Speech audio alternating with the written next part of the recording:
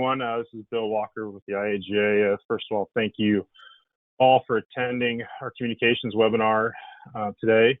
Before we get going, I wanted to go over a few details with our attendees.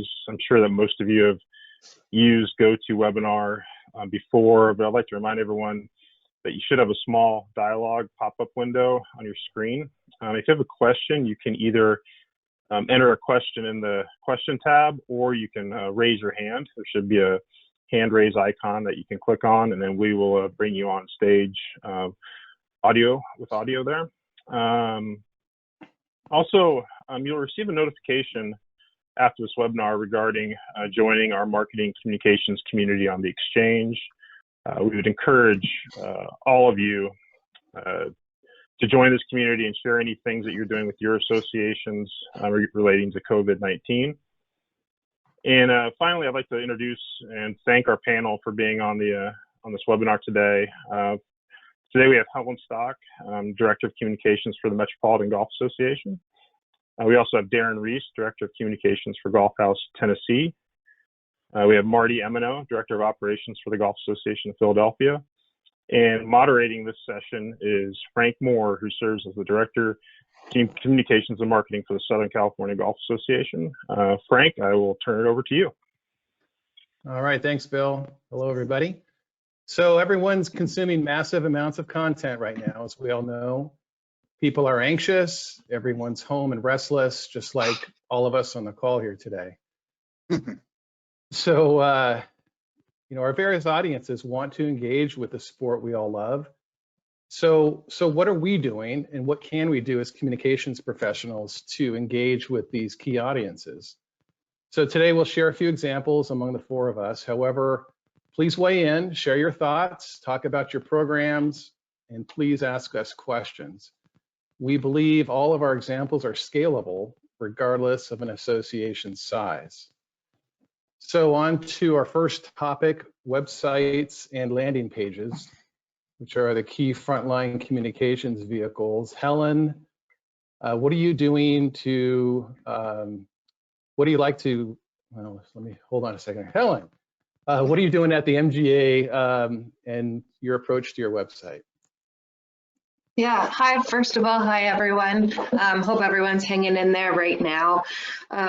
Just in terms of information and really resources, we have compiled pretty much a dashboard page on our website that has been our home base for updating the facts of what we know, what's going on. So in addition to our own schedule updates and some postponements, and shifting over some in-person education events to webinars, we've compiled just resources and info on there that pertains to the executive orders. For us, it's a little bit unique because we have 3 states in our membership, so New York, New Jersey, and Connecticut. So this resource page has been really our home base for updating what's going on in each of those states. It seems like every day there's a change going on. I know over the weekend we were busy updating that, but it's just, we found it to be helpful to direct people right to that page on our site. I've noticed that we've gotten a lot of clicks onto that page from social media, so definitely some eyes are on that, and we're really updating it as we go. We've had a few different announcements and some joint statements that we've shared on there, and again, we're going to keep updating that and populating it really as a dashboard for sharing everything that's going on. Terrific. And Marty, you have a Q&A feature on your homepage? Yeah, us too, in the gap, like Helen, we have 3 states that we have to kind of keep track of, New Jersey, Pennsylvania, and Delaware. And 2 of those states, New Jersey and Pennsylvania, are not allowing golf, but Delaware is. Which makes for an interesting dynamic. So what we have the statement from GAP, as well as the governor's statements from each of those locations. And included and embedded in that web statement, there's a Q&A for GAP that basically you can ask GAP a question, and we can either provide the answer or attempt to get an answer. As you can imagine, with the New Jersey, just like Helen and the Pennsylvania folks, their question is, why can people go trout fishing and not golfing? Why can people walk on a trail and not go golfing when golfing is safer? So we've just trying to mediate a little bit. You know, we're in constant communication with the governor's offices, trying to see where this all takes us. But we gave the opportunity for the member to ask a question if, you know, they felt so inclined to do so. Terrific. And on the Q&A feature, Marty, how are you managing the answers? Who's responsible for that? So it's a blind carbon copy to three of us, myself, Mark Peterson, our executive director, and the president of IAGA, ironically enough, and Mario Mackey, who's our director of member services. So depending on the question, one of us will respond. If it's more governance, that's more of Mark's kind of expertise. If it's more about membership, then Mario takes in, and if it's more about communication, then I'll hop in. And do you have a kind of an internal turnaround time you've all agreed to, or you're pushing for?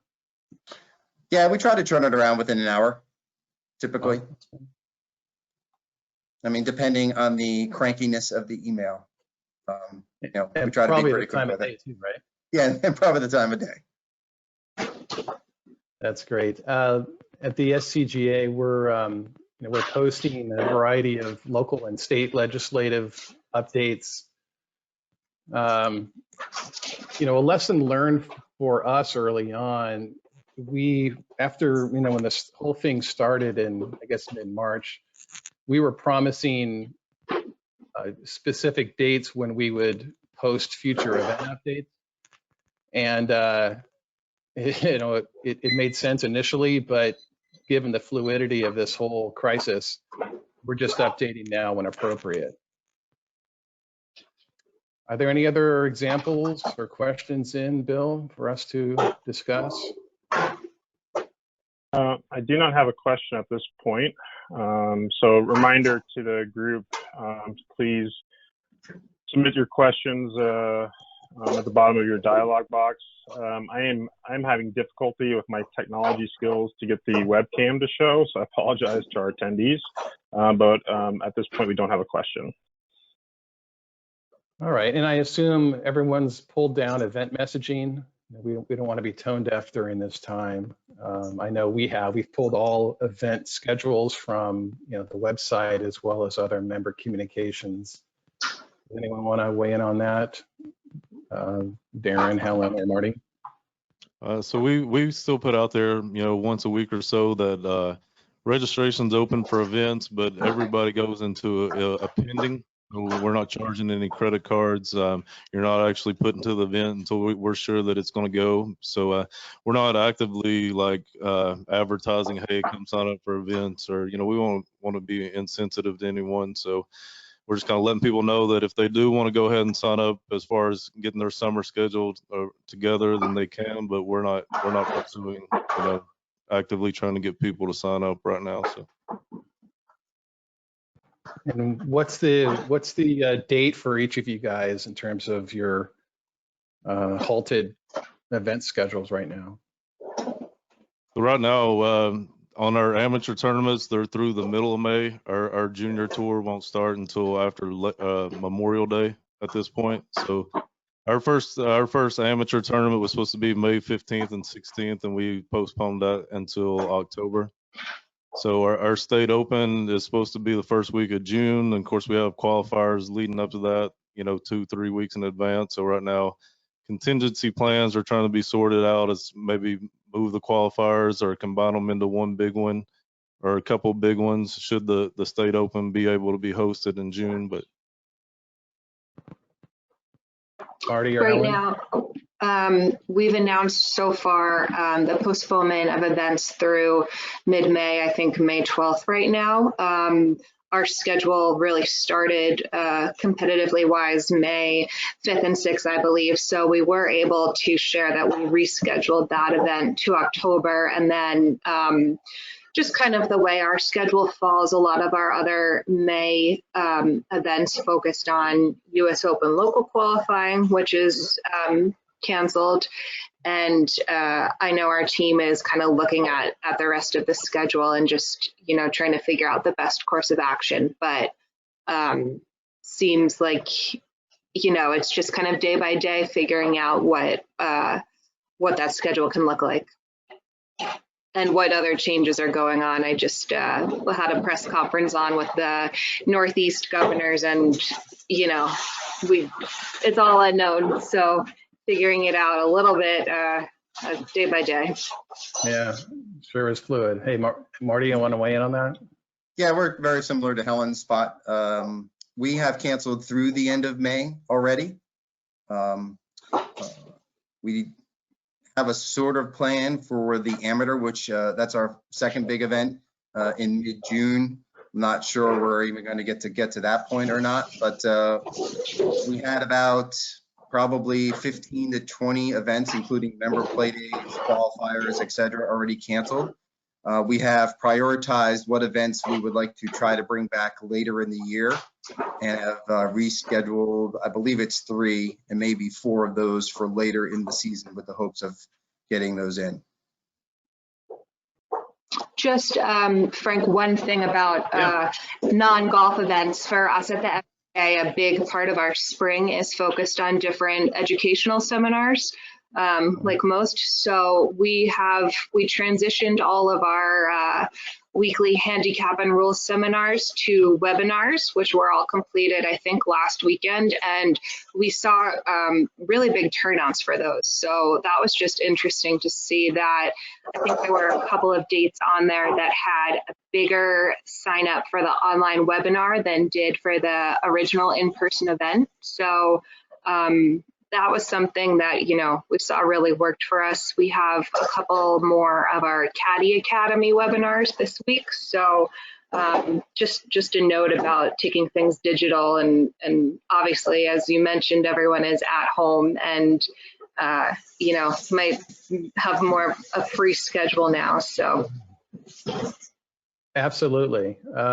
It's a bit ironic. Our members are engaged with us more than ever, yet our advertisers are sitting on the sideline. It's just worth noting. It's kind of a strange environment right now. Let's see. Next topic: a dedicated communications vehicle. So at the SCGA, we sent a message last week to our entire membership, which focused on what we are doing right now. So we highlighted our advocacy efforts and talked about our beefed up social media programs.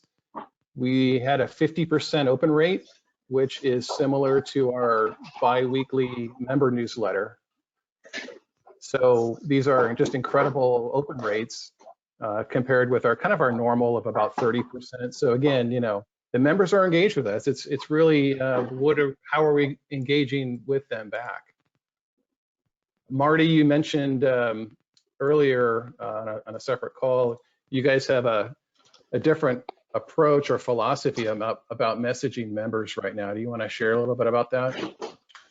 Yeah, we've taken the tact of not necessarily being messaging members directly on a weekly basis about the current situation. Obviously, we did one at the very beginning, just like everybody here did, saying, hey, we're hopeful to do this, and then you look a little foolish, right? A couple days later when you realize those weeks are going to probably be a few months. And then we recently sent the communication out, I guess would be last week, through our e-revision as well as our website. But our philosophy is, the governor has said no golf in Pennsylvania and New Jersey. We've gone to them numerous times asking for an exception. They've rejected that numerous times. So our president, who formerly a long time ago worked in politics, has gone with the philosophy of being respectful, kind of laying low key a little bit, so that when we do have stuff starting to open, that golf will be hopefully one of those first activities that does open, and not have a sullied reputation based on the fact that you're badgering him every day, every other day, you're dumb, why aren't we having golf, people can walk type thing. He's rather taken a more respectful, low-key approach in hopes that when this all blows over, that golf will get the go-ahead when it ends. Some people have different philosophies. That's been ours. I know some people are a little more aggressive with it. and it's probably taken to that particular state. I did talk to you guys, you know, if anyone wants to look, there was a message from the Michigan Attorney General who got a question about golf courses in Michigan, and his response was not too kind and not too respectful of golf, quite frankly. So we're just trying to avoid those situations where, you know, we ask frequently. If they continue to say no, then we're just gonna kind of take a deep breath and hope things change here in the near future. Frank, this is Bill Walker. I've got about 4 questions. Do you want me to fire those off to you guys right now, or do you want to keep going on this topic? No, go for it. Okay. Let's see here. From Jackson Sveen, what's everyone's workflow for? Oops, hang on. For remote recording or remote work? Hang on one second. I'm going to minimize the question here. Hold on. What's everyone's workflow for conducting and recording remote video interviews? Jackson. Yeah, I'll hop in. We're using Zoom. I bought the monthly package, which I think is 12 or 15 bucks for a month, and it's been great. We do ours live. I've been doing one every night. Of course, we'll talk about that a little more later, but I mean, I don't spend a whole lot of time on it other than the hour each day of interviewing. I spend maybe 30 minutes researching and getting the call set up. And so, I mean, I basically spend about 2 hours on it a day. So. Okay, we have a question regarding, oh, sorry, go ahead. I was just gonna second Marty and say that we have used Zoom for a couple of things. Frank, a question for you. You opened by mentioning golf fans are craving content right now. I saw that SCGA launched a new series, Quarantine Chronicles. Have you seen an uptick in web social traffic? And if so, what is working well or not working as well, not just for the SCGA, but for all? Oh, absolutely. We've seen an uptick on web traffic as well as across our different social media channels, a significant bump, just again, across all channels. Also on our viewing our various video content programs. So we'll get into some of those examples more specifically, but there's a real hunger, a real thirst to engage with golf and our golf associations right now.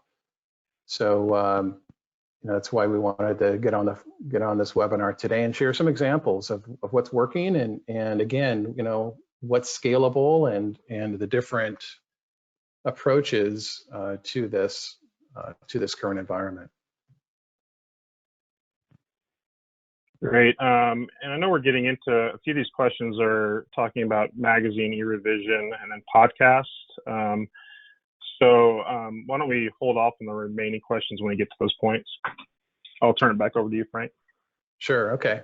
All right, Darren, you mentioned the podcast. Do you want to share a little bit more about your program? Yeah. So basically, since all this started, we've been doing a nightly interview series on our Twitter and our Facebook Live, and you know, I've had, like, for instance, my guest this week, I'll have a golf course architect. I'll have one of our former women's amateur champions. We've got a Korn Ferry Tour player, a representative from the Golf Course Superintendents Association, and a college coach. I mean, I try to get a variety of people, keep it somewhat informative, somewhat entertaining. I think it's a good way to also get some messages out there, like from the superintendents or from the club officials. And but I mean, I use an app that pushes it out live to our Twitter and our Facebook Live every night. And I mean, there's a lot of different apps out there. If you want to email me directly, I can, you know, send you information on what we use. But I mean, like I said, I don't put a whole lot of time into it. It's something you can do, you know, through your webcam on your computer. But we've had a lot of feedback on that. It's a lot of interaction every night. I allow people to ask questions directly through the Twitter Live, and you know, we've been having 1,000, 1,500 viewers on average because they can go back and listen to it throughout the day. So, like I said, it's been a good way to get our message out there. You know, be somewhat entertaining every night, and so I mean, like I said, anybody that has any questions about it, then they can email me, and I'll be happy to kind of step you through how to set it up. Terrific. Thanks, Darren. So as previously mentioned, at the SCGA, we have launched a podcast we're calling Quarantine Chronicles. So we're reaching out to former and current Southland players, starting with Tour Pro Max Homa, and today with Andrea Lee, the former world #1 amateur. So both grew up in Southern California and played in our events. We have terrific contacts and connections with them still. So the podcasts are easy to produce, like Darren mentioned, and engagement so far has been fantastic. Thanks somewhat to Max's retweet of his podcast to his 150,000 Twitter followers. That certainly didn't hurt. And just to stress again, everyone's home. That's the tour pros, their caddies, everyone's home. So take advantage of your relationships. Our rules and competitions team is using their contacts to assist, and we've got a great lineup scheduled over the next couple of months. We're looking to interview a few college golf coaches. We're looking to use this platform to interview a few department heads, including our government affairs director, who's been quite busy lately, as we mentioned, and when appropriate, we'll grab Jeff Ninneman, our tournament director, and to talk about the ramp up process for the season. So, we talked about scalability. So a couple of ways just for these podcasts. You can just post a Q&A on your website. You can post an audio file, or you can post, like we did, an audio file with some images. So 3 different ways to kind of tackle this topic. Anyone else want to weigh in on this? Like you said, I mean, the good thing about those is, I mean, you can take clips out of them and use them as posts, like throughout when something's relevant. Like, I mean, for instance, I interviewed the USAM runner-up last week, and so he talked a lot about missing out on playing the Masters and stuff. So we just took clips from those, and like you said, put some images over them or something. And I mean, that's content you can use later in the week or a month from now. I mean, it's good for other stuff than just talking, and you don't have to do it live. I mean, you can record them and, throw it out there on YouTube or whatever. But yeah, absolutely. Yeah, we converted our Zoom files and loaded them up to our YouTube channel. Pretty simple process, just import it and then export it back out, and added it to our YouTube channel. So it gives more content for that. Yeah, we're working on kind of editing a few Zoom video chats that we have, just to have some more content to consume up there. One approach that we're sort of taking at the MGA is, for all of us right now in a regular spring in April, we'd be focusing pretty much all of our content on championship previews and course highlights of some of our early season events, and pretty much most of our spring content is focused on that. So right now we've sort of shifted and are, like all of you guys on this call, trying to take a more broad approach to some content that we might not normally focus on. So, different interviews with people who have ties to our area, or being able to talk about some events that people have played in our area, whether on the PGA Tour, or, talk more about the US Open, which is right around the corner from us at Winged Foot, things like that. So it's been interesting trying to, work through this shift with everyone. But I think now that we've all sort of settled into this kind of new reality right now, where it seems like everyone's really getting into the groove of it. I think response rates have been great. Everybody's sitting in front of their phone. So if you text somebody, they're pretty much getting back to you right away. I mean, when you look back on it, I think we're like kind of broadening our view of ways to use social media and things that, like Helen said, that, I mean, you may have never thought of before, but just coming up with better ways to engage our membership. And I mean, this time next year, I mean, it may be stuff that we incorporate again just because it worked so well, and we won't. I know a lot of times during the season we don't always have the time to focus on anything but championships and tournaments, but I mean, it forces us to kind of open our minds and think of better ways to engage our audience. So. Yeah, sometimes you need that push to I guess, have something kind of big happen. In our case, not a good thing, but just a way to kind of push you to get creative and get out of your normal thinking. So that's what I've really been encouraging our team to think of and to work on. Yeah, absolutely. We got a couple questions, Okay. mainly about membership strategy from Marilyn from Washington Golf and Barb Trammell. Are your associations pushing membership right now? Any advertising or reaching out to lapsed members to encourage joining? And basically on Maryland's, what is the strategy of marketing to specific members right now via Join Renew? So if you guys could touch on that.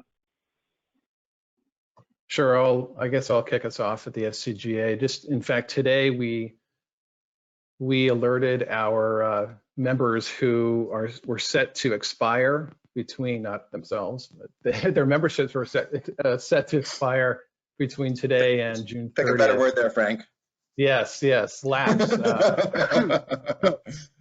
So we alerted them that we were extending memberships through July 1st.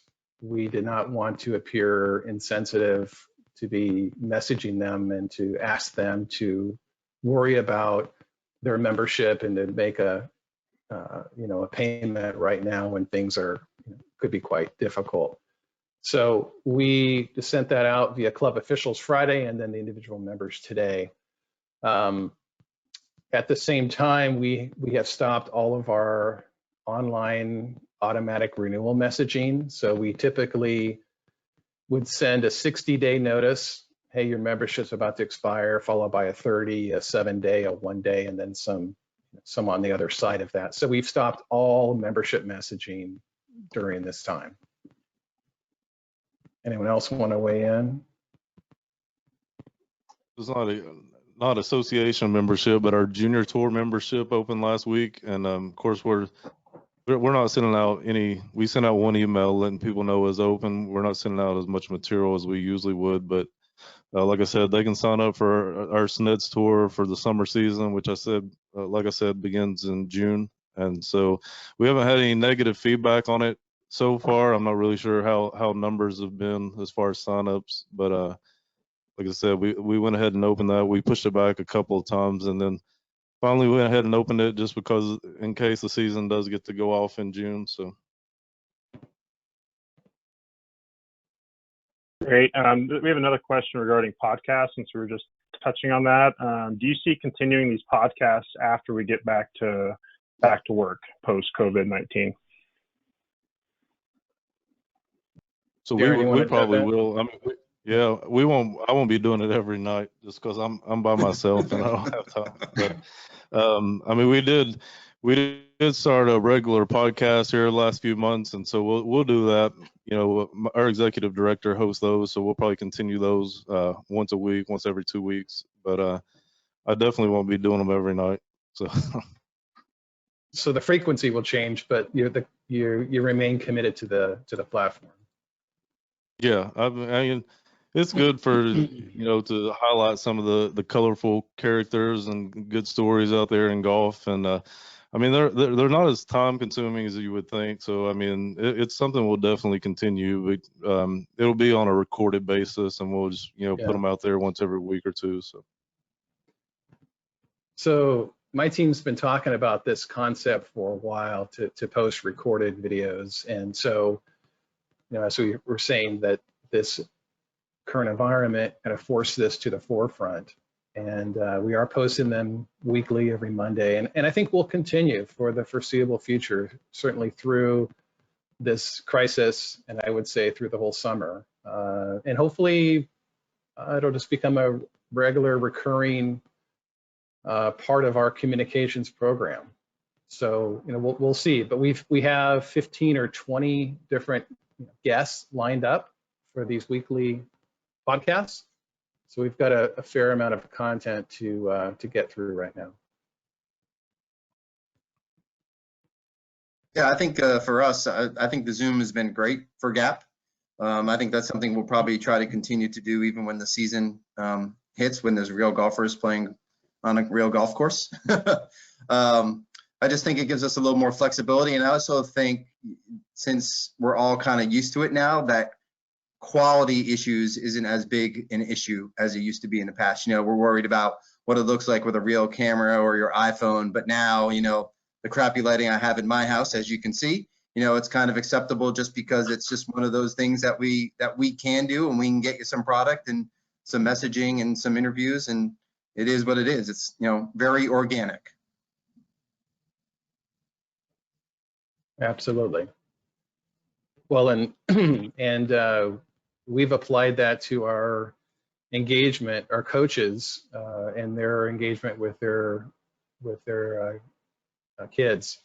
We've produced some real low budget backyard type of videos just for the coaches to remain engaged with their kids. So yeah, quality is down the list now in terms of priorities. Absolutely. Which is a little So we refreshing. look at these podcasts also. Yeah, it is. And we look at these podcasts also to feature programs or initiatives at some future point, whether it's our member outings program or a travel program or those types of things, the Junior Golf Foundation. So, you know, those aren't tied to the crisis, but they're certainly, you know, worthy of further explanation through this new podcast medium. New to us. Something we use it for on our junior outlets is like, so we have 6 or 7 PGA pros from Tennessee, and so each week we'll do a question and answer with those through video, and so we'll advertise it ahead of time, and juniors can send in questions, whether it be about PGA Tour or their swing or, you know, junior golf or whatever, and so we'll go through, and like we have Brant Snedeker on for the first one, and he went through questions for an hour and answered them all on video. And so that's another way we've kind of been using the video for our junior tour social medias. Terrific. Any other questions coming in, Bill? You know, we have a couple talking about magazines and e-revisions. So maybe if you guys want to hit on that topic, and we can circle back with the questions at the end. Sure. Yeah, it's interesting, e-revision right now, right? So are we all continuing to send these messages even though no one's posting? Or at least in California, they're not posting or shouldn't be posting. Are you all still sending these what we used to call e-revisions, and what are the open rates? So we're still sending them. Oh, go ahead. Go ahead, Darren. No, you go ahead. We're still sending them, but of course we're open. I mean, we're in our season, and the governor hasn't shut down golf courses, and so everybody's still playing golf here, probably more than they normally would from talking to a lot of our courses. So we're still sending them. There's not quite as much advertising and content in it as it normally be. We're just basically using them to kind of get our message out there. But yeah, but we still have one. We go out actually on the 15th. So. And they've had our last one had about 56% open rate. You were asking about that, so. And is that pretty standard or up or down? Yeah, we do. Our e-revision has a pretty high rate. It's usually in the 50% range, just because we don't send out a lot of communication or overfill people with a lot of advertising through their emails and stuff. So when we do send stuff out, it's usually pretty well received. So. We're still sending ours out as well. We still use our e-revision as also a newsletter. So just another good touch point for us. So April 1st marked the start of our active score posting season. So we obviously changed our messaging in that e-revision, where typically we'd be promoting going out and playing golf and posting your score. We obviously just changed that messaging. Again, it's another way for us to share our news of what's going on. And then, you know, since we still use that as a newsletter as well, we link back to other stories that are on our website, you know, some of our other member benefits and services. So we're continuing with that right now. Definitely need to talk about some ideas for content to put in there to keep those high open rates, since there should not be any change to anyone's handicap. But right now, you know, we're still planning on sending those out as our newsletters. Yeah, same thing here in Pennsylvania with GAP. Yeah, and at the SCGA, we're continuing with the revisions. Terrific open rates. We really haven't seen a dip since the World Handicap System came into play January 1st. So open rates remain strong.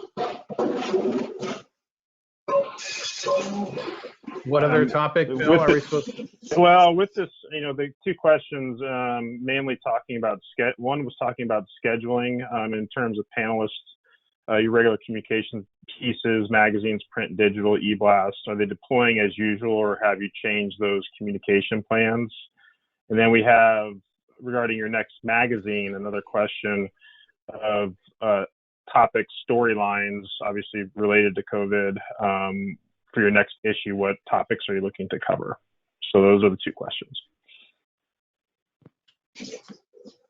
Yeah, so we have, I'll hop in. So GAP has changed our frequency with which we're communicating schedule opening announcements, member play days, architect series, which was going to be a member play day type experience. That was a series, as well as a travel program. We've really kind of tapered off all communication with any of that. Any communication that we do have in terms of scheduling re-updates is being posted to the website and put out through social media. Those are the two kind of channels that we are using. We're not using a lot of direct email per se communication. And for the magazine, we had the fortunate reality of publishing 2 weeks ago. So I guess that would be, or 1 week ago. So 3 weeks into the cycle. Some of the content was already outdated and eliminated for cancellation purposes, i.e. the BMW GAP team matches for us. We did manage to get a paragraph into those stories to say, you know, publication was too far in press and you know, this is what we had. Per the next issue, we do want to focus on the coronavirus and what our clubs and members did, feel good stories per se, and kind of what they've had to deal with. You know, clubs giving their food to food banks and of the like. But we had a talk this morning between my communications team, and I'm really not sure that we're going to be out of this pandemic in time for us to feature that in the July issue. So I think it's just kind of like we're all doing, waiting and seeing what the next few weeks will bring and go from there. I'll answer too.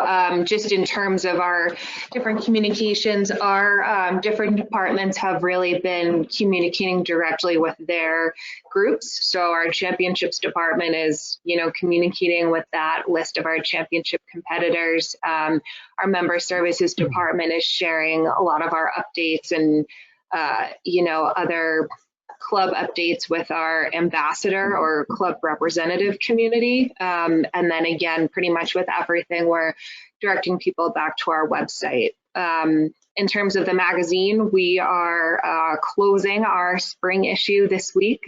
We did change some of the content that was in there.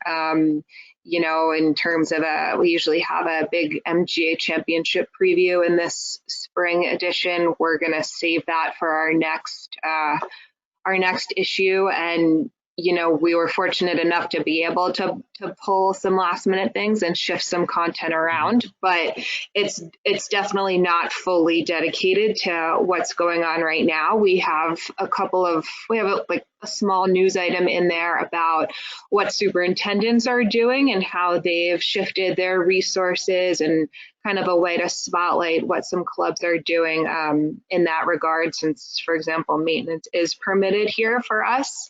And then using some of our columns that will talk about what's going on, and again, highlighting what some clubs are doing to try to give back and support the efforts of what's going on. So it's pretty much business as usual for us, definitely not dedicated fully to what's going on.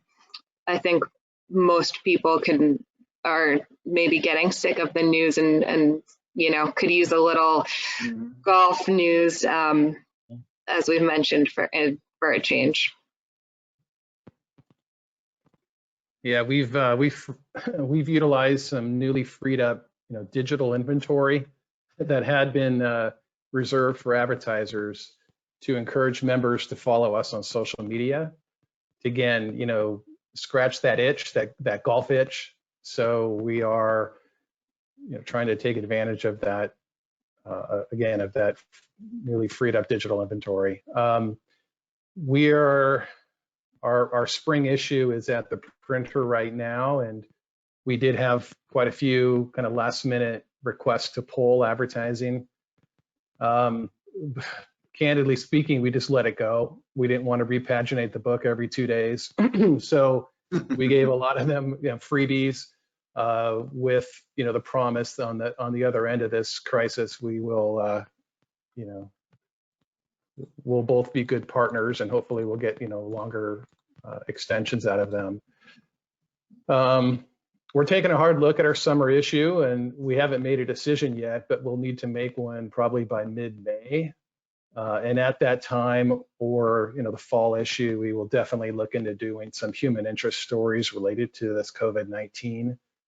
Right now, we're asking our employees to share with us stories, whether it's friends, family, neighbors, who are at the front line of this, and in whatever definition that takes.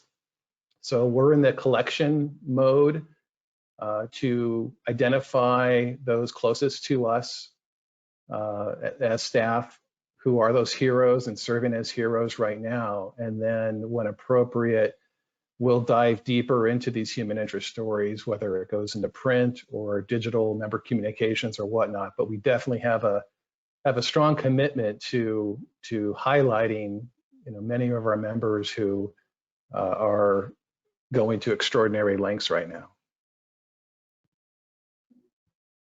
Yeah, my one recommendation, Frank, would be to keep a running dialogue or running tab of stories and data, and put a date next to it, so that when you go back and reference it, it's a little easier that way. Now you can say, oh, just 2 weeks ago, I know this club did that, but we're 3 months down the line, and then you're trying to remember when was that and what was that. While you have the time now, keep a pretty detailed log of what's going on and what you want to talk about, so it'll be easy to write. Yeah, good point. Any other questions? How do you get Bill? ideas for some of those stories, Frank? Are you taking them strictly from your employees, or what? Well, all the above, yes. Employees, juniors, the parents, the kids themselves, what we are viewing on local news, if there's happened to be some golf reference. So just across the board. And we'll put out an ask when appropriate, I think, to the broader membership about, again, those great stories that we should follow up on, but at a future date. So we expect this whole campaign, human interest campaign, to go on, I'd say, good 12 months. Mm-hmm. Hey guys, we have a question, kind of goes back more towards the podcast topic, but it's, how do you guys feel about utilizing third-party content such as No Laying Up, the Fried Egg, etc., to promote engagement on topics outside of the pandemic? Does it take away from your voice? Anybody want to jump in on that? I'm not sure I understand the question. I think it's just, are you utilizing do you have existing partnerships with a group like No Laying Up? I know Frank mentioned with Max Homa. Are you using them to promote, engagement with your audience outside of the COVID-19 situation? No, we don't really. I just kind of use if the guest wants to promote it on their own social media, then that's fine. I don't really use anybody else to kind of promote it out there. I don't see a problem with it. I just haven't. But well, I guess that goes back just across the, historically, are we sharing other people's content? across our platforms.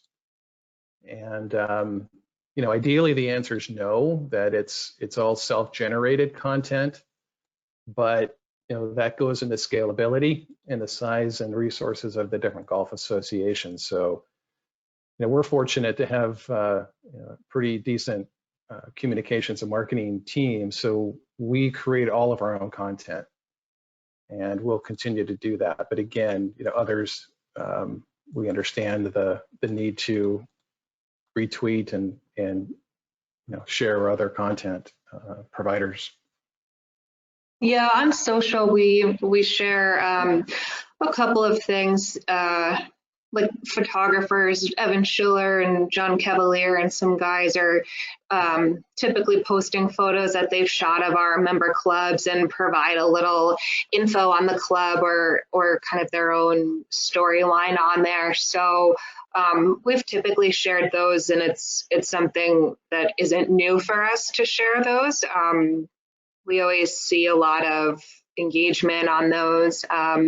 When they kindly tag us, it's an added benefit for us too. But really on social is where we share some of that stuff. We've also shared, for us, Callaway is one of our partners. So they have a huge kind of inventory of podcasts. They've been doing some live videos and some live video chats with some of their players. So that's something that we have been promoting, again, on social and sharing with our membership. Just a way to try to work together on a few things like that. Even if it's not somebody with direct ties to the MGA, posting it on social for us is sharing, again, our relationship with them and, being able to use them to kind of provide some more content to our members too.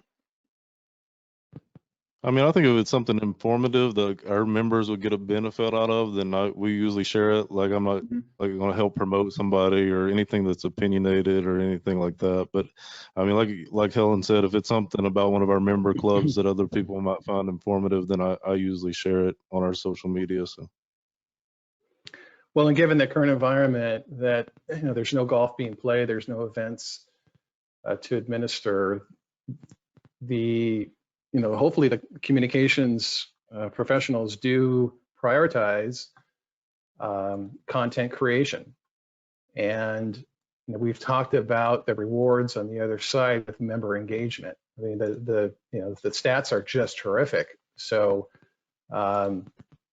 we just encourage everyone to create their own content. Hopefully they receive some ideas through this webinar today, and then use your platforms to promote your social media channels. So we have a house ad going into our magazine, reminding everyone to follow us across all channels. As I mentioned, we've used some of our free digital inventory to, again, encourage people to follow us. So you have to promote your channels, your communications vehicles to help drive engagement. Okay, we have another question. Has anyone created or focused on any content that would inform golfers about what golf will look like once course closures are lifted, i.e. tips on how to stay safe when you play, or something that would help explain USGA's rules guidance for playing under COVID-19?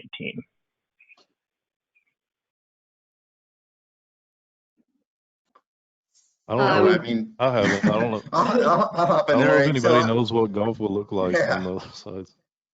I think half the problem is not knowing, right? So, we know what we know now from the USGA about posting scores. And I'm sure that'll be a trendy topic for every association once we do know what's going to happen, even with our own events, whether you can send, 2 people out in 2 carts, or, 1 person out by themselves with a marker on the other side of the fairway, whatever the future holds. But I think we're a little bit away from that. Helen? Yeah, same as what Marty said. I don't think we're at that point yet, but I'm sure when we get to it, hopefully sooner rather than later, you know, being able to share and explain the updates to the rules in the handicap system that were made, if they still apply. And then, you know, for us, we'll be sharing what basically the CDC guidelines are, but I think it'll be bigger than that and determining what, you know, it's not just, we're not going to wake up one day and sadly it's not all going to be back to normal all at once. So I'm sure there will be a lot more work to come on that topic, and being able to share those updates and that guidance with everyone. We have another Yeah. question. Go ahead, Frank. No, go ahead, Bill. It's just regarding your social media channels. How often are you posting? And I guess maybe the question is this different than what your normal schedule is? Are you posting more, less during this time? It's different content that we're posting, but we're pretty much trying to be posting as we regularly would, in terms of, you know, kind of our schedule. But certainly the content is different. And one thing that I think we've been doing more and will continue on trying to do more is kind of reposting some of our archived materials. So whether that's an older interview with somebody that is still relevant, or still interesting, or kind of repackaging some of our archived historical magazine stories, that's just kind of some different content up there too. Yeah, we've been pretty consistent with our social media content, regardless of the fact that's going out there in the world now. I will say we started a new campaign today, which is like a 4-week campaign for GAP. The GAP was founded with the GAP team matches, which is an inter-club competition. Typically for us, it's this year I believe was 336 teams or 32 teams. Either way, there's a top championship flight of 16 teams, and we are doing a online poll where we had captains submit their lineups. So we have 12 matches for each contest, and people are going on and voting each match how they would like to see it determined with a vote. And as of this, before I got on this call, just starting at 9 o'clock today, we had more than 3,000 engagements on that one topic. So we're going to have that for the next 4 weeks, which will hopefully get us closer to the season where we can do some more fun stuff, or real stuff, I should say. It's also, I mean, you can do things like, maybe highlight your volunteers that help you throughout the season, or maybe highlight, some club officials or things like that. I mean, it's a good time to maybe increase your community as far through your social media, maybe give it a little bit more of a personal touch. And I think that kind of helps develop a connection and retention during this time that you may not see through your regular just posting of championship information and whatnot. And so, I mean, like I said, we try to keep it somewhat informative and somewhat entertaining. And I mean, like Frank said, our social media numbers are like double what they would have been this time last year. I mean, for instance, our Twitter in the last 30 days, we've had 1.4 million impressions and 19,000 people have visited our profile. So I mean, it's helping build brand awareness, in a time when some people may shy away from posting on social media. So Yeah, absolutely. This is a great way to, again, to stay connected to your members who pay us money for memberships. And it's just a kind of a shift in focus right now for what we're communicating to the membership. At the SCGA, we have 10 active social media campaigns across Facebook, Twitter, and Instagram. So we have Throwback Thursday, we have Photo Friday, we have swing tips, we have the Quarantine Chronicles we talked about, we have a fitness tip, we have Ace Tales, where we get a little deeper into person's fun some fun details about a hole-in-one experience. We have rules quizzes and World Handicap updates, and not updates, but content to share, repackaged content. So get creative. All campaigns are performing well. Darren, you mentioned a sing-along concept. You want to share about that? Oh yes. So on Saturdays we have Saturday sing along, and basically it's like this past weekend I took the Piano Man by Billy Joel and gave everybody a line to the song, and they sent me a video clip of them singing it, and so of course I put it together and put it to music. And so I mean it's kind of like, I mean I grew up I first started my career in like small town newspaper journalism. And so you have to come up with creative ways during the summer, you know, when nothing's going on. And people like to see their faces. I mean, they like to see their neighbors or the guys they play golf with in their regular clubs. So, I mean, anything you can do to like engage your membership and make them a part of it, and, you know, highlight people on your social media is going to be popular. So. Okay, we got a couple more questions. We're almost up on the hour here. So one's more of a comment, just saying this is a great time to repurpose older in-house content. For instance, this is the Utah Golf Association. They did some messaging around Utahns at the Masters Memories. So just a comment on that. Then the final question is, each one of your organizations has a significant following on each one of your social media platforms, making engagement a bit easier when you put out a campaign. What advice do you have for smaller organizations who are putting out campaigns but aren't getting much engagement or interest? Is a lot of it in the idea, timing of posts? I'll turn it back over to you guys. I mean, I think a lot of it's just like trial and error. Like I mean, sometimes when you put stuff out there and ask people to like respond with content, it doesn't go over very well. Like I mean, I ask people to like submit a picture of, you know, somebody they know that's, you know, working in a hospital or a grocery store or like, you know, on the front lines. And I mean, I didn't get a lot of feedback from it. So a lot of times when you ask people to like submit stuff, it's not going to go over well initially. You either, I guess, have to keep with it or, you know, offer a prize or something. So. Yeah, I think the consistency is key. And a little bit of what Frank mentioned, just including your social handles or, you know, like a follow us on message and all of your other communications. So just even as the footer of emails or, you know, anywhere else that applies. But I think just consistently posting on there will work out and hopefully kind of grow a following, bigger following. Yeah, I mean, I don't think anybody has a blueprint to what people want to see or enjoy seeing. So I think it's just continuing to pound the pavement on a regular basis to provide some value. And that value necessarily isn't informational value, it could be entertainment value. And the one trick for the smaller associations I would recommend, if you know a celebrity / somebody with some pull within your association, if you can always have them give you a retweet or a comment on a post, that probably goes a long way in getting some other people to pay attention at least a little bit more.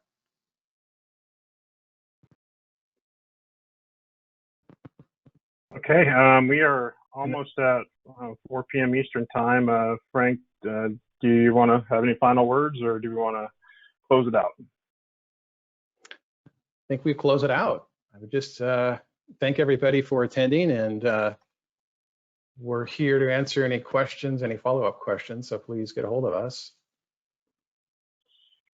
Well, thank all of you guys for taking your time to be on this webinar. As a reminder, I'll be sending attendees a webinar survey along with an invite to our marketing and communications community. So please share what you're doing at your association via that community, because I think everyone at this time really wants to learn from one another. So, so thank you all. Thank you to our panelists, and everyone have a good rest of your day. Thanks, everybody. Thanks, Bill, for putting this together. Appreciate it.